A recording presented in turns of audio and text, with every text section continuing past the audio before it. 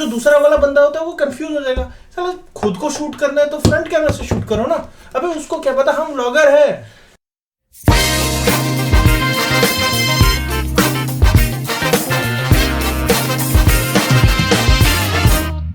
अरे यार ये दिक्कत है साले हेडफोन की ना।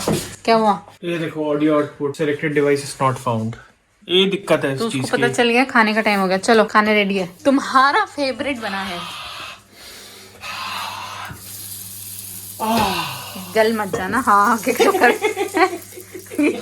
कुछ ज्यादा ही पास से हाँ हो गया। सलमान ना बहुत सुंदर चीज है। सलमान खान एकदम सलमान खान। और ये देखो ये हमारे ऑमलेट की हालत। देखो भाई साहब, हमारे ना कोरोना की वैक्सीन तो लगी नहीं है, रजिस्टर कर दिया है। अगर नहीं आता तो हम सोच रहे राधे मूवी देख लें। हाँ तो एक काम करो, आप दो चीजें कर सकते हो। आप वैक्सीनेशन भी करवा लो और उसी दिन राधे भी देखना है। तो जो सर दुखेगा ना तो आपको कंफ्यूज रहेगा कि राधे देखने से सर दर्द दुख रहा है। मैं बहुत फनी हूँ, खुद ही की बातों से हंसते रहता हूँ। ये टैलेंट आना चाहिए। बिल्कुल। डिनर का व्यू देखो जरा।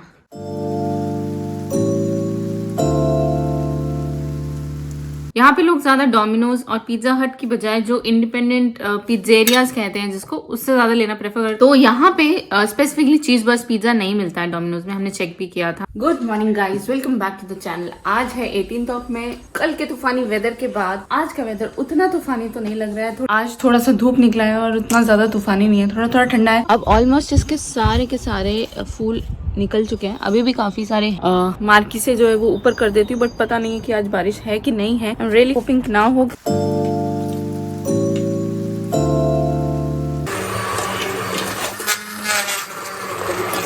Good morning, welcome back to the channel. आज लगता है पहली बार ऐसा मॉर्निंग हुआ है जब चाय नहीं मिल रही है और मैंगो शेक मिल रहा है। मैं मैंगो शेक के लिए खुश हूँ क्योंकि वैसे बहुत रेयरली मिलता है और मेरे को बहुत अच्छा लगता है। एक जब ट्रेंड चालू हो जाता है तो चालू हो ही जाता है। कल आपने देखा था कि एक सैंडविच पे खाया था, अब नितिका भी खाने लग गई।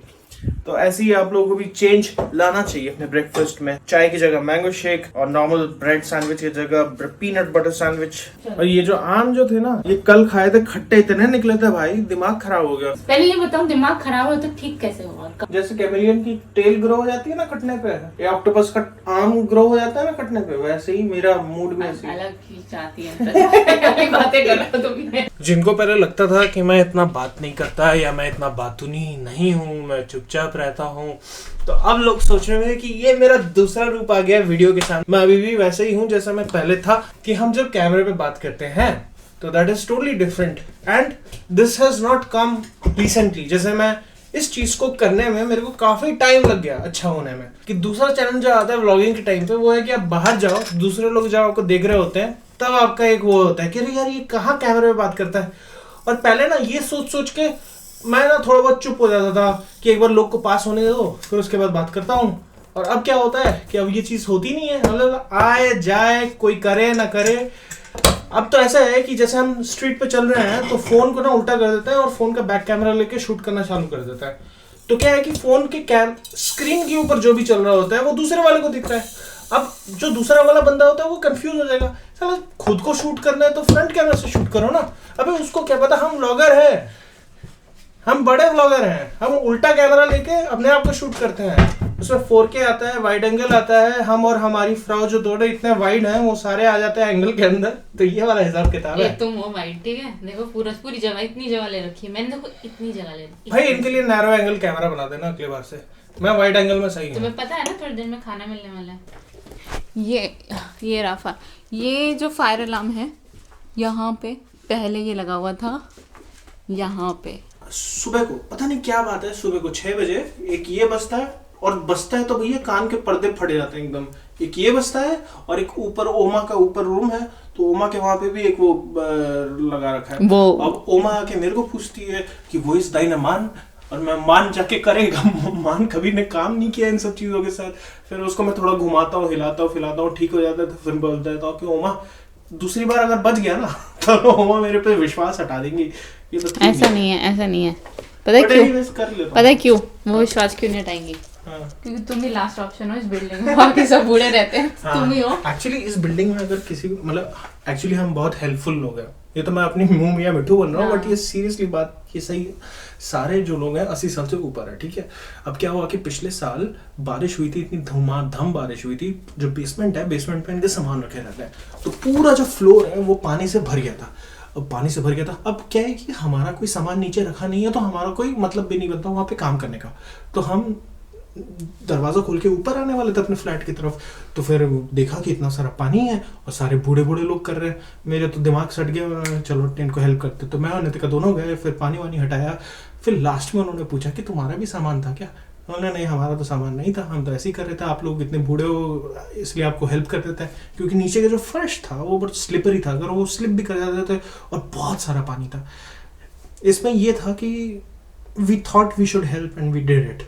और यहाँ पे वो करने में थोड़ा हेल्प अच्छा रहता है, मतलब पड़ोसियों से बना के रखोगे तो। ओके, टू बी ऑनेस्ट यहाँ पे लोग नहीं करते हैं, यंग जनरेशन सबको यहाँ पे हेल्प नहीं करती। वो बोलते हैं ये हमारा काम नहीं है तो हम क्यों करें। जो ऐसा हमसे है। हमारे एकदम नीचे एक कपल रहते हैं, वो भी यंग है, पर वो कर सकते थे, उन्होंने देखा पर उन्होंने नहीं किया। I don't know why, but ठीक है, हम उसके दोष भी नहीं दे रहे उनकी चीज़, उनको नहीं करना था, नहीं करना था। बट अगर आपको लगता है कि आप हमारे सब्सक्राइबर हो, हम मुझे तो यही फील होगा कि आप करो ये सब, हेल्प करना चाहिए लोगों को जहाँ पे ज़रूरत है। तो मतलब एटलीस्ट इतने बूढ़े लोग, क्योंकि सोचो तुम भी एक दिन बूढ़े हो गए, और जिस दिन बूढ़े हो गए ना, उस दिन तुम्हें याद आएगा कि मैंने किसी की हेल्प करी थी कि नहीं करी थी। अभी ये पाम खत्म करना है भैया, नहीं अरे नहीं, अभी ये पके नहीं हैं, इसलिए मैंने इनको बाहर निकाल दिया। देखो ये अभी कच्चा है इस साइड से। अच्छा, एक चीज और थी कि जर्मनी में क्या है, अभी तक वैक्सीनेशन का जो ग्रुप चल रहा था वो था प्रायोरिटी 3 करके, ठीक है। प्रायोरिटी 3 में आते थे 60 अबव, या फिर जो हेल्थ केयर में है, टीचर वगैरह हैं, या फिर कुछ इनके भी ऑफिस वाले जो लोग हैं वो लोग भी आते हैं। ये लोग इतना जरूरत नहीं है, बट स्टिल ये लोग बहुत जरूरत है। हम सोसाइटी, हम गेजलशाफ्ट को मजबूत रखते हैं, हम नहीं होंगे तो ये सोसाइटी कैसे चलेगी। हम जैसे लोग चाहिए होंगे, हमको प्रायोरिटी चाहिए। प्रायोरिटी 3 क्यों दिया, प्रायोरिटी 1 देना चाहिए। पर अभी तक प्रायोरिटी 3 हो तुम, ठीक है। तो अब 7 जून से न्यूज आई है कि 7 जून से प्रायोरिटी 3 वाला जो कैटेगरी है वो खत्म हो रहा है। इसके बाद अब हर कोई जाके वैक्सीनेशन के लिए रजिस्टर तो कर ही सकता है और लगवा भी सकता है। हो गया सेट हो गया। Mic check. Hello mic testing. हाँ, तुमको रास्ता पता है ना। नमस्ते देवियों सज्जनों, अभी फिर से शुरू हो गया है अद्भुत साइकिल व्लॉगिंग। हमारे सामने मेरी फ्राउ साइकिल निकालते हुए। आज हम जो सामने वाले रेवे हैं वहाँ पे नहीं जाके, हमारी फ्राउ जो है उनको सेगलन हॉफ दूध का नशा चढ़ गया है। तो वो दूध का नशा ऐसा है कि कोई भी नशेड़ी अपने घर से चाहे कितना भी दूर दुकान क्यों ना हो, वहाँ तक साइकिल चला के दूध लेके आएगा।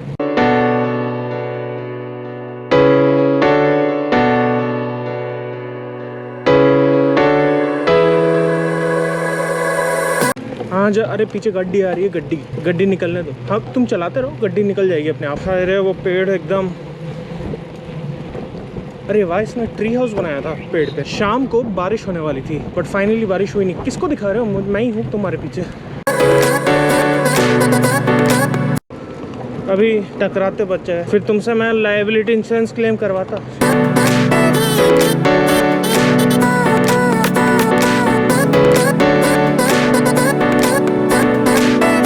तुम्हारे पैर नीचे नहीं पहुँचते क्या?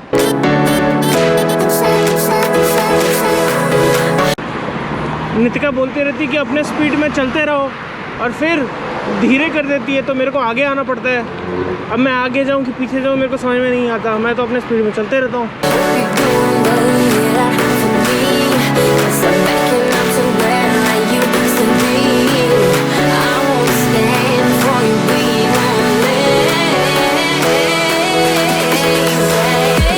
और सबसे बेस्ट बात पता है क्या है? सबसे बेस्ट बात ये है कि आप यहाँ पे साइकिल बस में चढ़ा सकते हैं बिना किसी चार्ज के, बट यही चीज़ आप म्यूनिक में करने की कोशिश करें तो वो चढ़ने नहीं देंगे, अलाउड नहीं है म्यूनिक के बसेस में। ये मेरे साथ हो चुका है एक बार। मैं मेरे फ्रेंड को मूव कराने में हेल्प कर रहा था, और मैंने सोच रखा था कि उसका साइकिल जो है मैं बस पे ट्रांसफ़र करवाऊँगा, और जैसे ही मैं चलाने गया तो लोगों ने ना कर दिया। मैंने बोला ये क्या हुआ? बाद में पता चला कि भैया म्यूनिक के बसों में साइकिल नहीं चढ़ा सकते, ट्रेन में चढ़ा सकते हैं, उसके लिए अलग से पैसे लगते हैं, यहाँ से क्रॉसिंग करनी पड़ेगी। कैसा लग रहा है साइकिल करके? हार्ट बीट बढ़ती है साइकिल से। हार्ट बीट बढ़ती है, मतलब एक्सरसाइज है। और ऑक्सीजन लेवल बढ़िया है। आजकल लोग ये नहीं पूछते, आजकल बोलते कि तुम्हारा ऑक्सीजन लेवल क्या चल रहा है।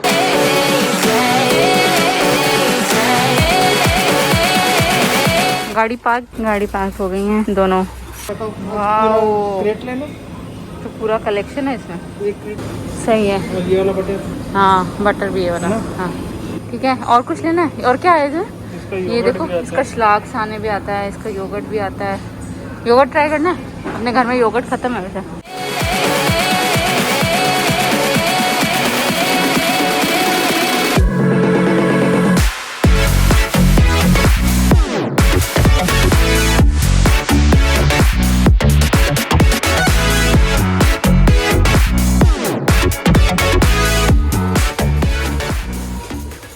The only part I don't like about cycling is to bring the cycle up and bring the cycle down. बहुत अच्छा लगा, वर्कआउट हो गया। हाँ, पहले तो ऐसा लग रहा था कि एनर्जी आ ही नहीं रही है, बिल्कुल ही मतलब मन ही नहीं हो रहा है।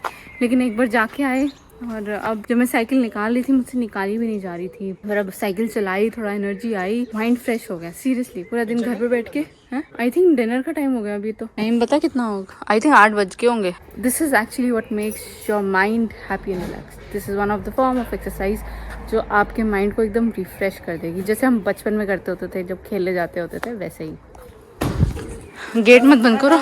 नहीं तो ये रहा आज का ब्रेकफास्ट। ब्रेड, ये सोच रहे होंगे ये मेरा बहुत फेवरेट चीज है।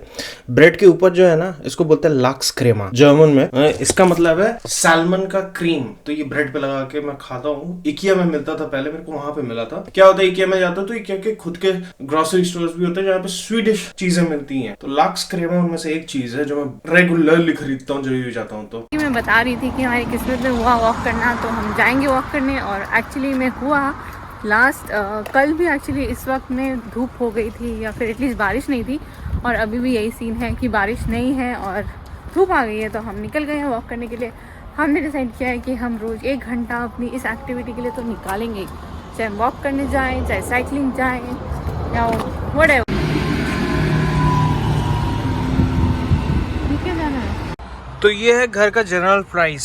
अब ये मैं बताता हूँ, 600,000 यूरोज। 4 कमरे हैं, 4 कमरे मतलब 4 बेडरूम नहीं, 3 बेडरूम है, और उसका कॉस्ट है 600,000 यूरोज, और उसकी स्क्वायर मीटर है 131।